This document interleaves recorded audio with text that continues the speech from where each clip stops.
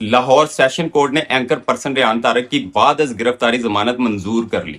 عدالت نے 1,00,000 روپے کے مچلکوں کے عوض انہیں فوری طور پر رہا کرنے کا حکم دیا۔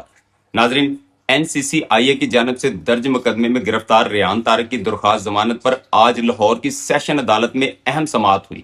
سماعت کے دوران ریحان طارق کی جانب سے وکیل میاں داؤد ایڈوکیٹ پیش ہوئے اور انہوں نے موقف اختیار کیا کہ FIR میں کوئی ایسا قابل دست اندازی جرم ثابت نہیں ہوتا جس کی بنیاد پر ضمانت سے انکار کیا جائے۔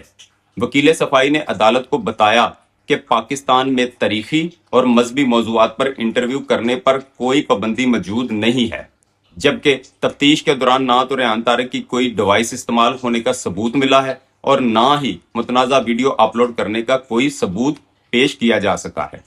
میاں داؤد ایڈوکیٹ نے مزید کہا ہے کہ مقدمے میں جعلی شواہد شامل کیے گئے۔ ریحان طارق کے اصل فیس بک اکاؤنٹ کی معلومات لے کر ایک مبینہ جعلی پیج ریحان طارق آفیشل سے منسوب کر کے مقدمہ بنایا گیا۔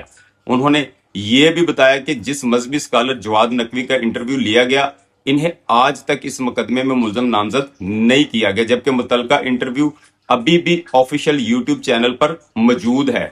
دوسری جانب NCCIA کے SHO نجم باجوہ نے عدالت میں ضمانت کی مخالفت کرتے ہوئے موقف اپنایا کہ اگرچہ جواد نقوی کو مقدمے میں ملزم نہیں بنایا گیا، تاہم ریحان طارق کے سوالات دانستہ طور پر متنازع نوعیت کے تھے اور ان سے مذہبی اور مسلکی کشیدگی پیدا ہونے کا خدشہ تھا، اس لیے ضمانت مسترد کی جائے۔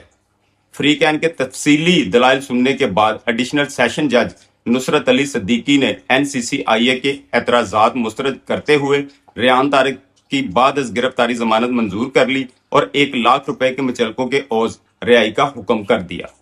ناظرین، یاد رہے کہ یہ فیصلہ صرف ضمانت سے متعلق ہے۔ مقدمے کا حتمی فیصلہ ابھی ٹرائل کورٹ میں ہونا باقی ہے، جہاں شواہد اور قانونی نکات کی بنیاد پر مزید کارروائی جاری رہے گی۔ ملتے اگلی ویڈیو میں، تب تک کے لیے اللہ حافظ۔ پاکستان زندہ باد۔